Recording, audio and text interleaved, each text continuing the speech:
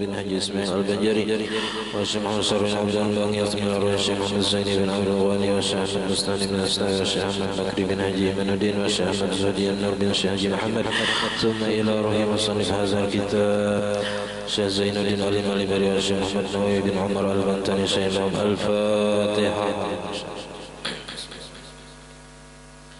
الحمد لله إياك نعبد وإياك نستعين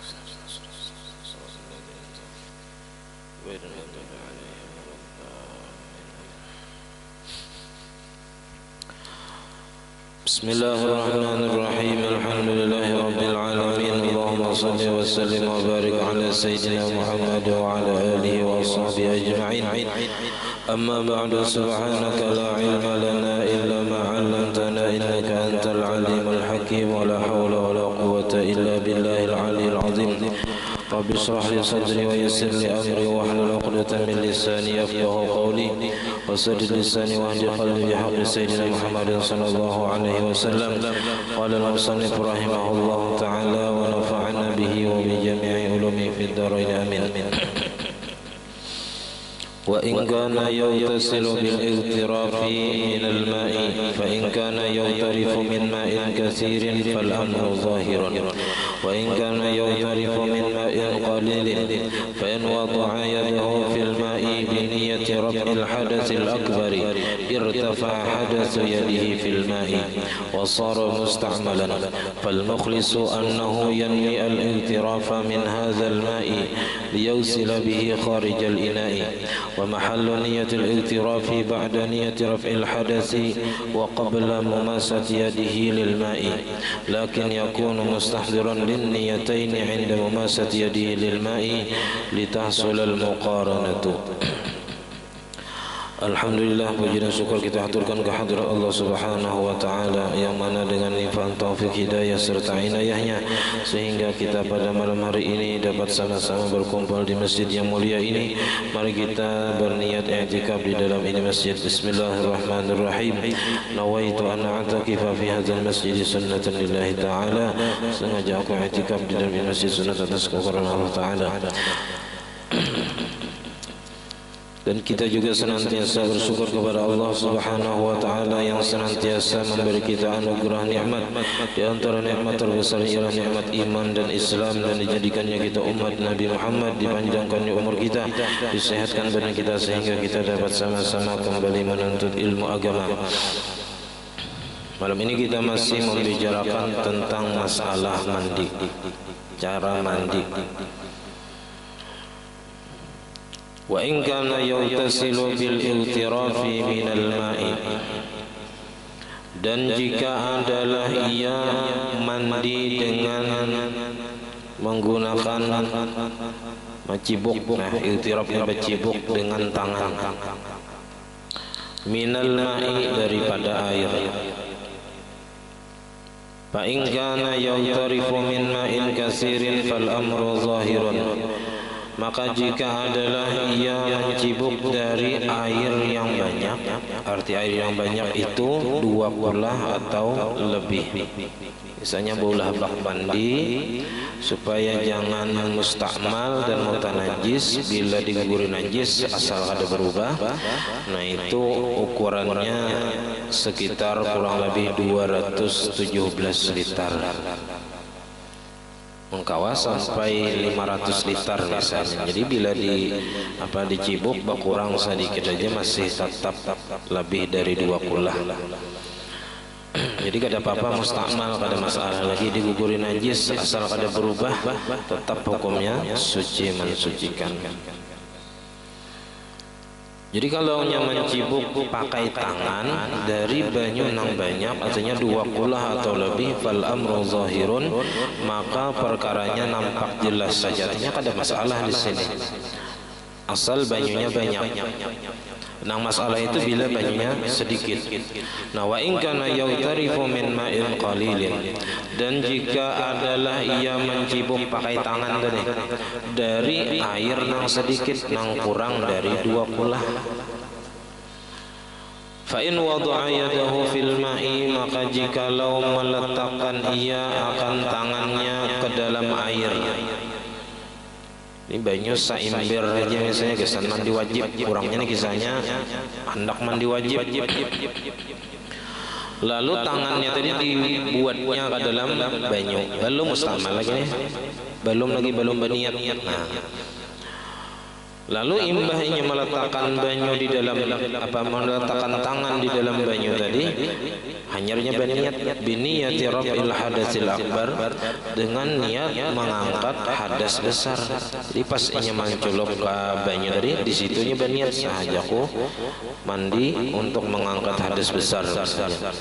Nah, lalu diangkatnya tangannya tadi dari banyu yang sedikit tadi, maka irtafa'a hadatsu yadihi, terangkatlah hadas tangannya bil ma'i, di dalam air tadi.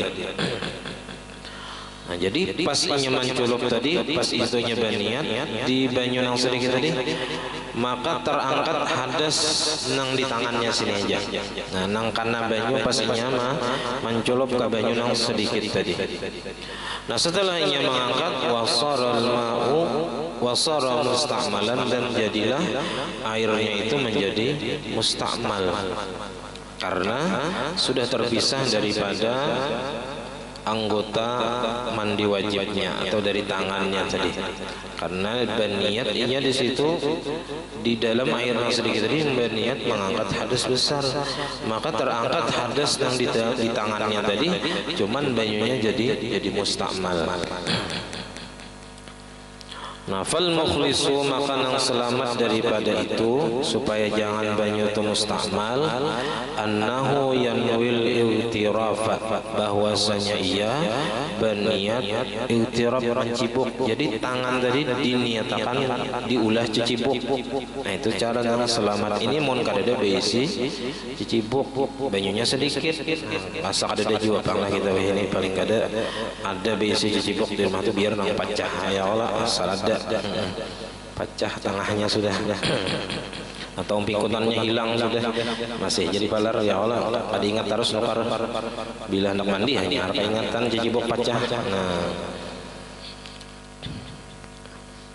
cuman ini seandainya terjadi, nah bahar itu mungkin bisa aja karena ngalih cicibuk tuh cecariannya plastik itu masih ada lagi, masih zaman nang saraba manual. Jadi nang selamat supaya jangan mustakmal banyunya itu bahwasanya berniat mencibuk. Nah, jadi diulahnya tangannya itu sebagai cibuk min hazal ma'i, daripada ini air, liyausila bihi, supaya membasuh ia dengannya itu di luar bejana atau wadah. Wa mahallu niyatil iltirab, dan tempat niat mencibuk tadi ba'da niyati raf'il hadasi, sesudah berniat mengangkat hadas besar. Ini masalah mandi. Jadi cara meniati mencibuk tangan tadi supaya jangan mustakmal, itu niat mencibuknya itu sesudah niat mengangkat hadas, wa qabla mumasati yadihi lil ma'i, dan sebelum menyentuhkan tangannya ke air. Lakin yakunu mustahdiran lin niyataini, akan tetapi jadilah ia menghadirkan bagi dua niat. Jadi niat mengangkat hadas besar dan niat mencibuk tangan tadi. Inda mumasati yadihi, di ketika menyentuh tangannya itu lil ma'i, bagi air, litahsulal muqaranatu, supaya hasillah menyertakan niat tadi bagi permulaan anggota nang dibasuh.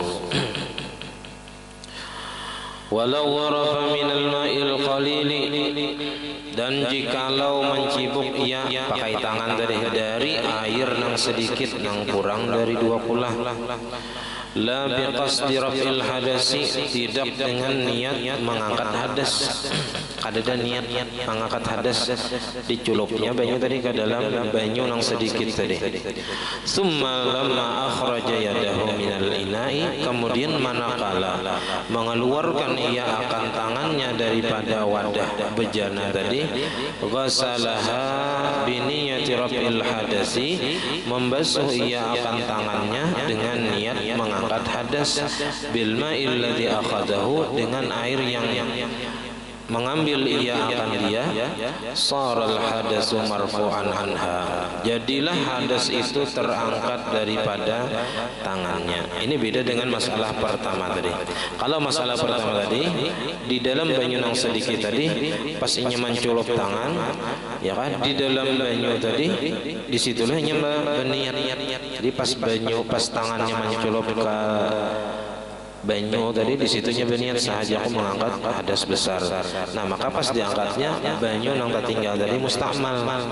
Ada nang ini masalah kedua ini, pas inya menculup ke banyu nang sedikit tadi, tangannya pas mencibuk itu belum ada niat. Pas dicibuknya, pas di luar bejana hanya berniat sahaja aku mengangkat hadas besar. Terus sahaja aku mandi, nah lalu dibasuhnya tangannya di luar bejana, di luar wadah tadi. Nah maka jadilah hadas yang di tangannya terangkat, dan banyu yang tertinggal itu kada mustakmal. Nah setelah tangannya tadi sudah terangkat hadasnya, karena ia berniat tadi dengan air yang diambilnya tadi, fala yadurru ghamsuha fil ma'i, maka tidak mengapa menyelamkan tangan tadi ke dalam air ba'da zalika, sesudah yang demikian itu. Kenapa? Karena hadasnya sini sudah terangkat. Jadi kada apa-apa lagi memasukkan tangannya ke dalam bejana atau ke dalam wadah nang sedikit banyunya tadi. Karena mustamal itu semalam air yang dipakai untuk basuhan fardu, sedangkan ini sudah terbasuh, sudah hilang hadasnya di tangannya tadi, maka diculupakannya itu kada lagi mustamal. Karena yang wajib itu adalah pada basuhan yang pertama.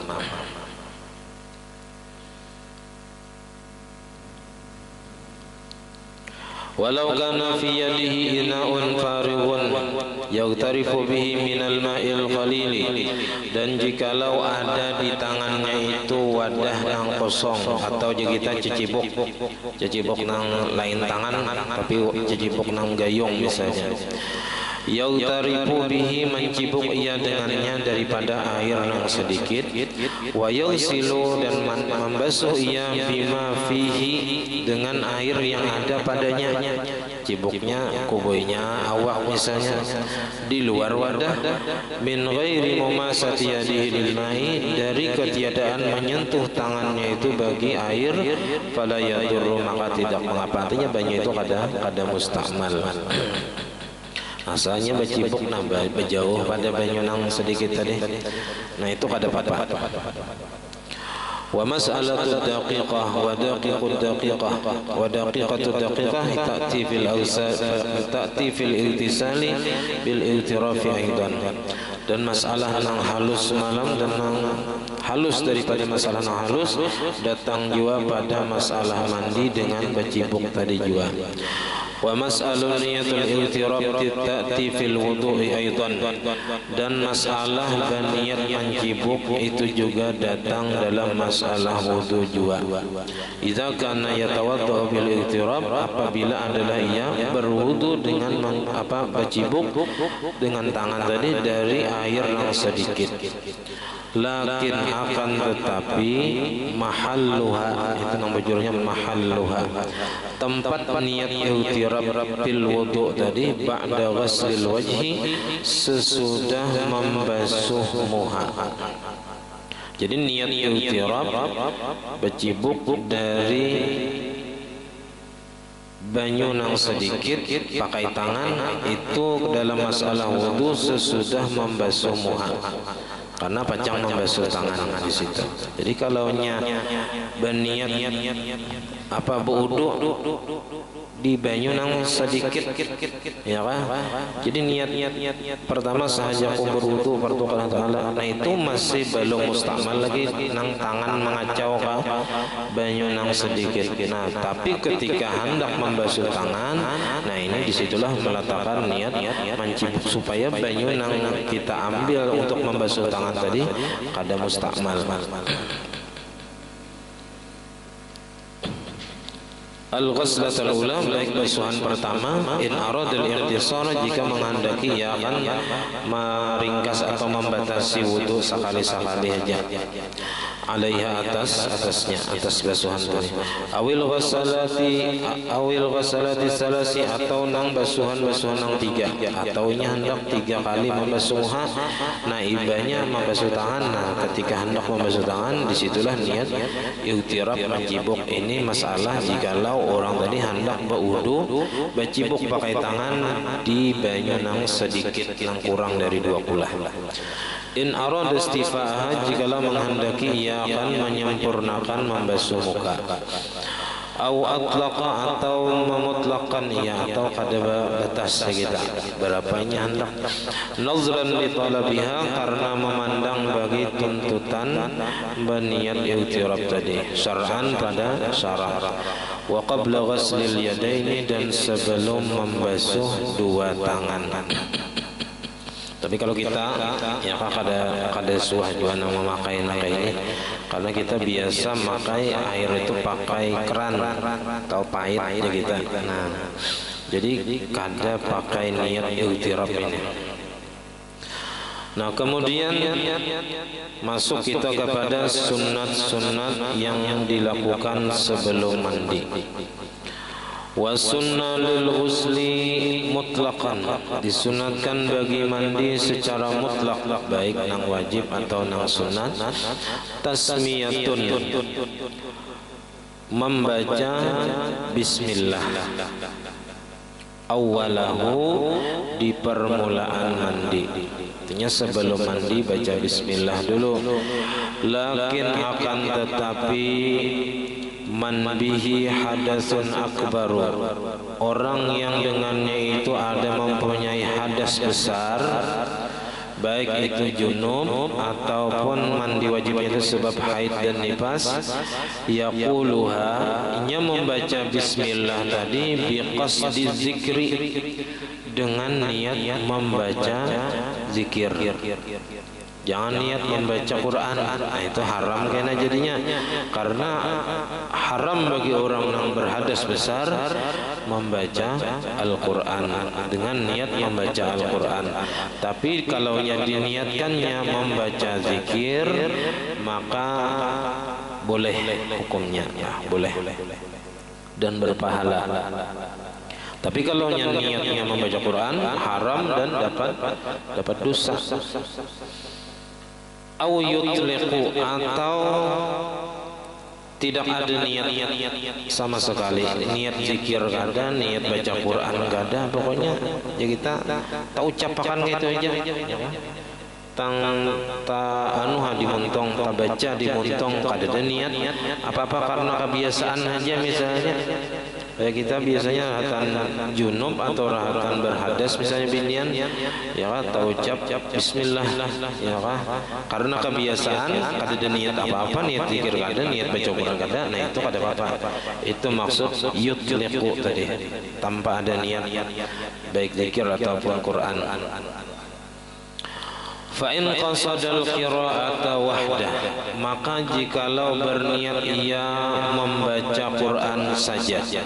Jadi membaca bismillah itu tujuannya membaca Quran, au ma'az zikri, atau membaca Quran beserta zikir, dua niatnya. Au qasada wahidan la bi'ainihi, atau ia berniat salah satu daripada membaca Quran atau zikir, la bi'ainihi, tapi dengan tidak ditentukannya. Nang mana kada ditentukannya, cuman ada antara salah satu, maka haruma, hukumnya haram. Jadi membaca bacaan itu bagi orang yang berhadas besar, baik orangnya sedang haid atau nifas, itu tergantung niatnya. Kalau ada amalan misalnya sebelum guring membaca ayat kursi, ya, bolehlah aja orang haid membaca ayat kursi. Nah, tergantung niatnya. Kalau niatnya membaca Al-Quran, maka hukumnya haram. atau membaca Quran beserta zikir amaliyah, misalnya amalan setiap hari setiap malam, nah maka hukumnya haram. Nang kada haram kayak apa? Niatnya niat membaca zikir atau kayak doa-doa yang ada di dalam Al-Quran. Rabbana atina fid dunya hasanah, itu doa di dalam Al-Quran, ada juga doanya. Nah cuman kalau niatnya membaca doa, nah itu kada haram. Nah, atau niatnya atau kada ada niat sama sekali tadi, nah itu kada haram. Jadi nang kada haram itu dengan niat zikir atau doa atau mengambil berkah, bisa. Jadi kenapa membaca bismillah? Mengambil berkat bismillah. Atau mengambil berkat Fatihah, ya baca Fatihah bedorongnya haid. Tapi tujuannya bukan membaca Al-Quran. Jadi ketika membaca membaca ayat-ayat yang itu tadi, jangan sampai terlintas di hati aku membaca Al-Quran. Nah itu nang maulah haram. Jadi nang alih itu menjaga niatnya. Nah kalau kawa inya berniat membaca zikir atau doa atau mengambil berkah, nah itu kada haram tadi. Cuman jangan sampai ada taniat di dalam hati kita baca Quran.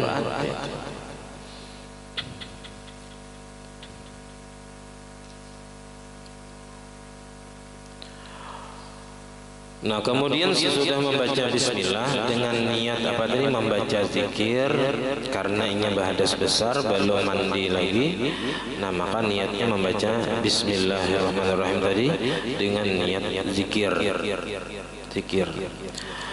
Nah kemudian sesudah membaca bismillah wa madmadatun, berkumur-kumur dengan cara 6 macam semalam dalam masalah wudu, baik digabung satu gawian atau berpisah.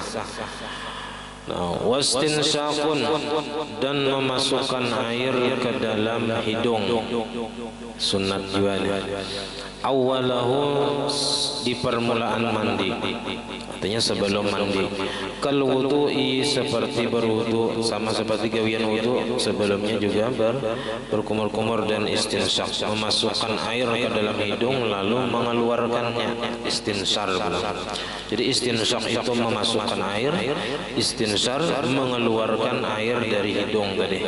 Kadang ditaguk serajur atau ada. Wa ba'dahuma, dan sesudah berkumur-kumur dan istinsyaq, izalatu qadarin, menghilangkan kotoran. Nah, jadi perlu diperiksa di awal kita ini sebelum mandi wajib. Kalau ada kotoran, misalnya kayak najis atau nang suci nang menghalangi sampainya air ke kulit. Nah, jadi diperiksa awak betis, telapak betis, diperiksa kuku. Kalau kuku itu panjang ada nang hirang-hirangnya, nah itu bisa menghalangi air sampai ke kulit atau ke bawah kuku tadi. Baik tahiran atau najasan, baik nang kotorannya tadi suci ataupun najis. Ya. Tahiran itu yang suci tadi seperti bekas mani, nah itu dibuangi, atau najis. Wa ba'da izalatihi, dan sesudah menghilangkan kotoran, wudu'un, nah sunat berwudu sebelum mandi tadi, kamilan, dengan wudu yang sempurna. Wudu'an kamilan qabla al-ghusli, sebelum mandi. Cuman niatnya itu semalam kalau kadada berisi hadas kecil, langsung aja wudunya itu sunat mandi. Ya, saja berwudu untuk melaksanakan sunat mandi. Tapi kalau ada berisi hadas kecil, maka niat wudunya itu niat mengangkatkan hadas kecil. Nah, sesudah berwudu, fata'ahudu ma'atifah, maka memelihara lelipatan, artinya memperhatikan lilipatan yang ada di awak-awak kita ini. Nang itu apa aja kita sulit banyu tadi menjangkaunya. Kal uzunaini seperti dua telinga ya sidina. Ini yang semalam yang perlu kita perhatikan ketika mandi wajib itu supaya sah mandi wajibnya ataupun mandi sunat supaya sah mandi sunatnya. Jadi telinga ini kalau nyebab kubui-kubui kayak ini aja ada terbasuh nang lilipatan telinga tadi. Jadi itu wajib kita perhatikan terlebih dahulu imbah apa berniat itu nang gusuk nang lilipatan nang di awak tadi. Wa tabaqatil badani dan lapisan-lapisan parut. Mun urang tuh beutut ya kan nambah hapat-hapat parut. Atau nang lamak ni mun nyata itu bisa kalipat parut ini. Mun nya kada dibuka bisa kada sampai banyu ka dalam. Wal muqi dan sudut mata nang tempat tahi mata nih atau nang di belakangnya sini. Nah itu perlu diperhatikan juga kalau ada tahi mata nang karas berikit. Nah itu menghalangi banyu sampai ke kulit.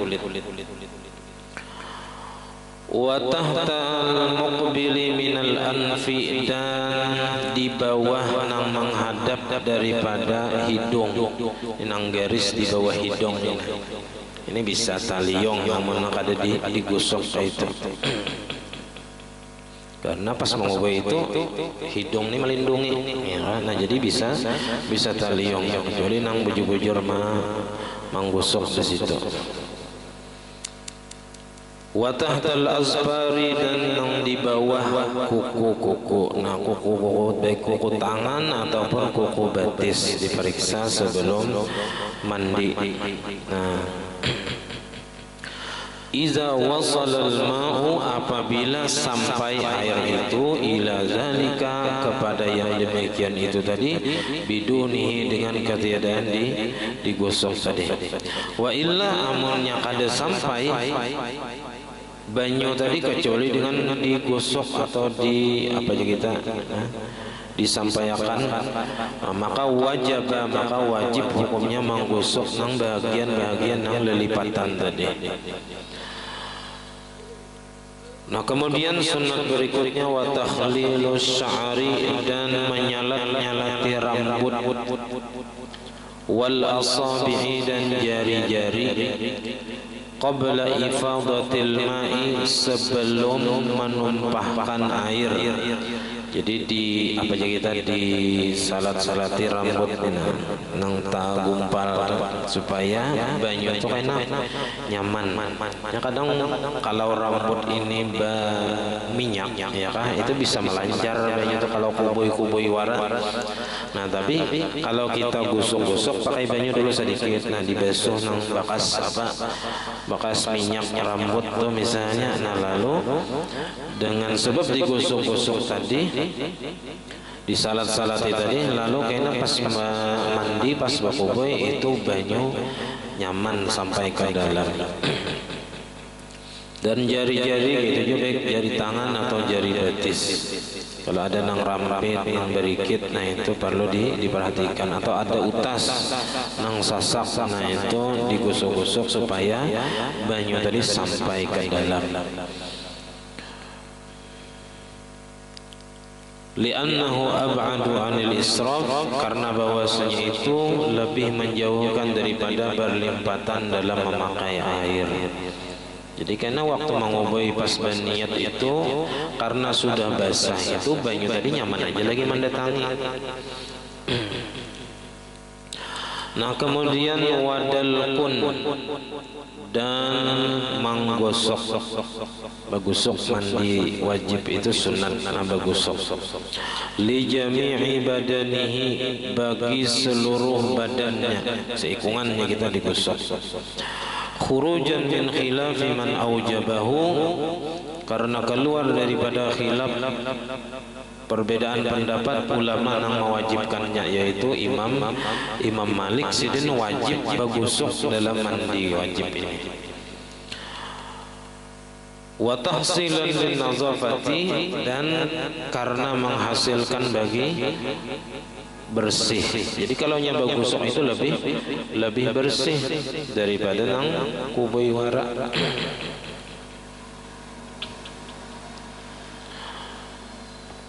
Wa taslisun, dan maniga kali. Nah, tiga kali jangan sunatnya.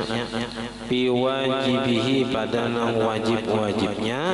Wa sunani, dan nang sunatnya. Tiga kali. Wastiqbalun lil qiblati, dan menghadap bagi kiblat. Nah, menghadap kiblat mandi sunat. Wa ayyakuna, dan bahwa adalah ia fi mahallin, di tempat la yanaluhu fihi rasasul mai, yang tidak mengenai akan dia oleh percikan air. Nah, jadi bagaimana mandinya supaya jangan kepercikan bayi tadi.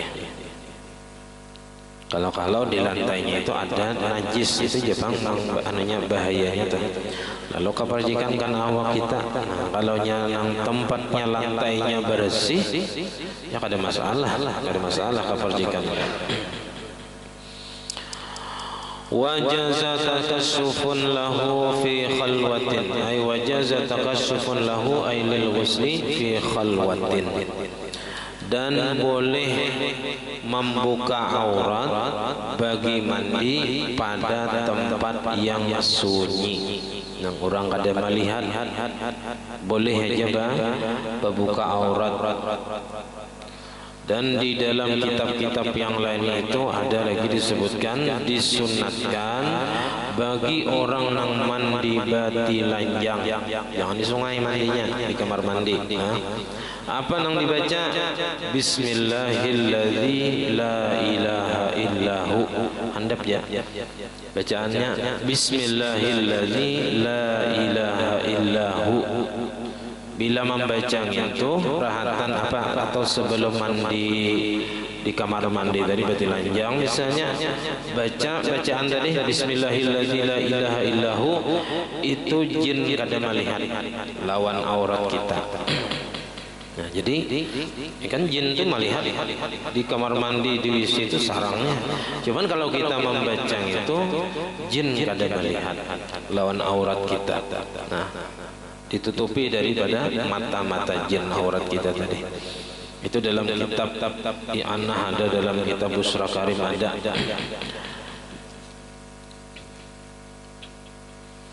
Jadi boleh membuka aurat untuk mandi di tempat yang sunyi.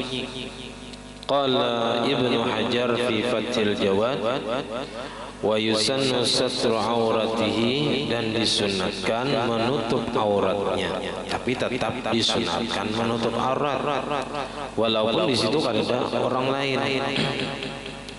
Illam yakun sama man yahrumu nazaruhu ilaiha, disunatkan jadi menutup auratnya jika tidak ada di sana orang yang haram memandangnya. Jadi walaupun kita mandi di kamar mandi, kada ada orang lain yang haram memandangnya, tetap kita disunatkan menutup aurat. Nah, bahkan aurat itu nang sekurang-kurangnya ditutupi muka belakang, itu nang di tempat nang kita surangan, itu sekurang-kurangnya. Wa illa amunnya ada di situ orang yang haram memandang kepada aurat, maka wajib menutup aurat tadi, wajib menutup intah.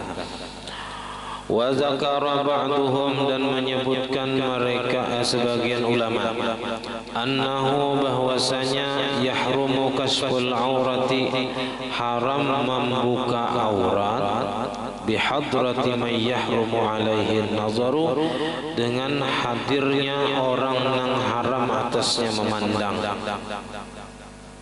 Jadi kalau ada orang yang haram memandang aurat kita, maka kita haram membuka aurat tadi. Walau ghadda basara, walaupun orang yang haram memandang tadi memejamkan matanya. Kita membuka aurat di hadapan orang nang haram memandang aurat kita, haram walaupun inya bekijim nang orang nang memandang kita tadi bekijim, ya kan? Kada melihat tetap haram hukumnya. Wala yakfi qawluhu, dan tidak cukup perkataannya lahum bagi mereka, ghaddu absarakum, ada cukup ya. Bagi jiman bertahan aku nak bertelanjang ya boleh. Ada cukup lagi. Kalau hendak bertelanjang di masjid misalnya, suruh orang bagi jiman bertahan, nah kada boleh. Karena bisa aja ada nang melihat. Nah, jadi itu tidak cukup lagi. Jadi mesti bujur-bujur ditutupi. Naam, ya jujur aja sih dari haram, membuka aurat di hadapan orang yang haram melihat. Indaqal waktu, jikalau sudah sempit waktu, wa kanatis salatu la badala laha, dan adalah sembahyang itu tidak ada gantian baginya, artinya kada kawal lagi, waktunya mepet benar sudah. Wa tarra ila kasfi auratihi, dan sangat berhajat ia kepada membuka auratnya, li qada'il hajat, karena menunaikan hajat. Masalah umpamanya di sini jaza, maka hukumnya boleh. Tapi walazimal hadirina ghaddul basari, dan wajib oleh orang yang hadir itu memejamkan pandangan mereka daripada melihat aurat tadi. Sama kayak orang gila bertelanjang, ya kah? Inya kada berdosa, ada kesana kamari, ya kah? Membuka aurat, cuman kita nang melihat ini nang berdosa. Jadi kita nang wajib dijim, ya wajib kita kita memejamkan pandangan atau mengalihkan pandangan kita daripada melihat nang haram tadi. Dan memang dosa di mata ini ngalih, karena kita syahwat yang banyak itu datang dari mata.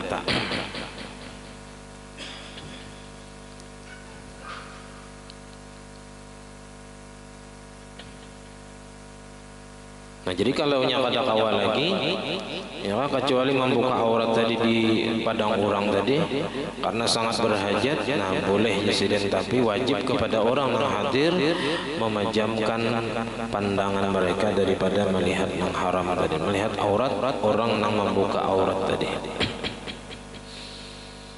Jadi memang bagian aurat ini macam-macam. Ada aurat itu dalam sembahyang. Kalau dalam sembahyang itu aurat laki-laki antara pusat dan lutut, nang wajib ditutupi ketika sembahyang. Dan di situ ada bebinian misalnya nang memandang. Kalau misalnya mantang-mantang boleh misalnya terbuka antara pusat dan lutut tadi, itu aja nang wajib ditutupi. Lalu sembahyang tadi betapihan warna misalnya, jangan juga, ya kan? Enggak masih ketapihan warna baju ada misalnya, asal nang wajib hanya ditutupi jar. Nah itu bujur secara syariat, tapi secara adab masih kurang. Nah adab itu ada lagi yang tinggi pada ilmu, ya adab. Jadi adabnya tetap kita beradab. Kalau menghadap makhluk aja kita istilahnya tuh mencari pakaian yang terbaik, ya apalagi menghadap Tuhan. Jangan yang istilahnya tuh menghadap Tuhan tuh istilah bang cari pakaian yang baik, yang bagus, yang harum, yang layak. Jangan nang beluang-luang misalnya menghadapi tamu di kita asal ada purun, ya kan? Makai baju nang beluang-luang misalnya, nah menghadapi Tuhan purun benar kayak itu. Nah itu kurang adab. Ya. Karena Allah itu ahaqqu ayyustahya minhu. Allah itu lebih berhak bahwa kita malu daripada Tuhan. Kita supan menghadapi Tuhan dengan pakaian yang seadanya. Apalagi betapihan wara, ya asal nang pusat dan lutut tertutupinya. Nah jangan juga itu, karena adab tadi lebih utama. Nah kalau perempuan yang wajib ditutupi ketika sembahyang adalah seluruh badan selain muka dan telapak tangan. Kalau muha, ya kah, bibinian itu yang penting dahi jangan tertutup waktu sujud. Kalau telapak tangan itu belapik, misalnya apa, mukananya tuh kada betangan, artinya tertutup juga tangannya, ada masalah, ya, ada masalah. Atau bakaus tangan, ada apa-apa. Jadi nang kada boleh talapik waktu sujud itu adalah dahi. Itu aja nang kada boleh talapik. Kalau nya tangan, betis, bakaus misalnya kada apa-apa talapik. Nah kalau dahi akan kawa talapik. Karena wajib meletakkan dahi dari ke tempat sujud dan kada boleh ada nang melapiknya. Nah kalau di luar sembahyang, nah itu macam-macam, kena aurat tadi. Ada nang di hadapan mahram, ada nang di hadapan bini, laki di hadapan bini di hadapan laki adalah auratnya. Kada seikungan boleh memandang, ya. Nah kecuali nang masalah apa, kecuali ada pendapat nang makruh memandang kemaluannya, makruh memandang kemaluan laki atau bini. Nah tapi pendapat yang kedua itu ada yang mengharamkan, ada juga. Cuman pendapat yang terkuatnya memandang kemaluan laki atau bini itu hukumnya makruh aja. Jadi kalau antara laki bini itu kada ada aurat, yang seikungan boleh dipandang, kecuali kemaluan tadi nang makruh. Nah kalau di hadapan orang nang mahram, di hadapan kuitan, di hadapan nang sanak, itu kalau laki-laki antara pusat dan lutut juga, sama bibinian gitu juga, antara pusat dan lutut di hadapan mahramnya. Tapi kalau di hadapan orang lain, nah itu seluruh badan, seluruh badan, baik laki-laki atau perempuan.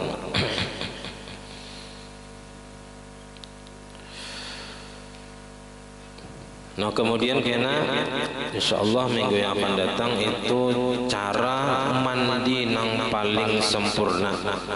Ada cara-caranya di mana mandi itu paling sempurna caranya menuruti Nabi.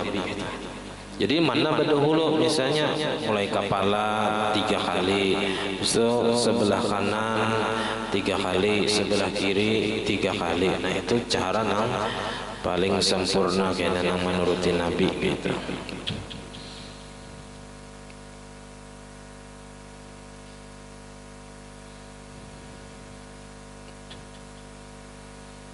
Nah cuma kena minggu ini insyaallah ada masalah tentang yang sering ditanyakan oleh para perempuan tentang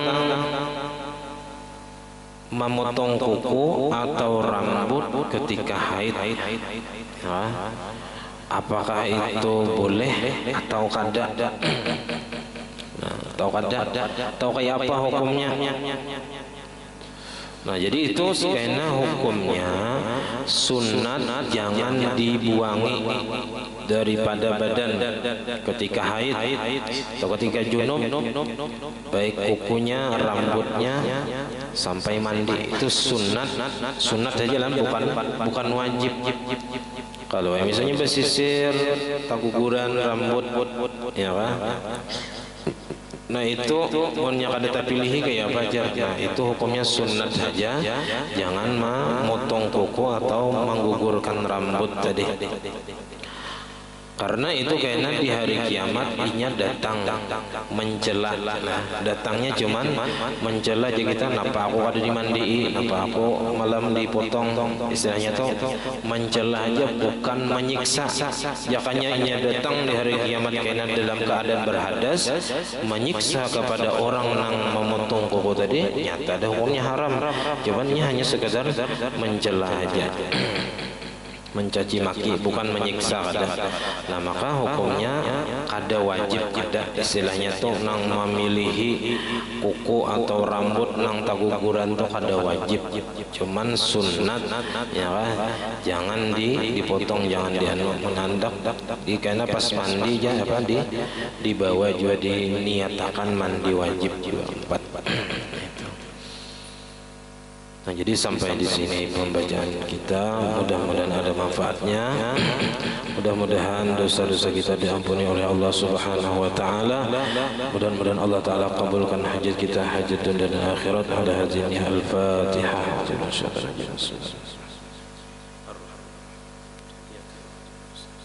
Shiratal ladzina آمين. بسم الله الرحمن الرحيم. الحمد لله رب العالمين. اللهم صل وسلم وبارك على سيدنا محمد وعلى آله وصحبه أجمعين. اللهم فقهنا في الدين، اللهم فقهنا في الدين، اللهم فقهنا في الدين، وعلمنا التأويل وارزقنا الإخلاص في طلب العلم وفي نشره وفي جميع الطاعات والعبادات. اللهم استر عيوبنا وعيوب المعلمين عنا ولا تذهب بركات علمهم عنا. اللهم أغننا بالعلم وزينا بالحلم وأكرمنا بالتقوى وجملنا بالعافية. ربنا هب لنا من أزواجنا وذريتنا قرة أعين واجعلنا للمتقين إماما. ربنا آتنا في الدنيا حسنة وفي الآخرة حسنة وقنا عذاب النار. وصلى الله على سيدنا محمد وعلى آله وصحبه وسلم. الحمد لله رب العالمين. ما شاء الله.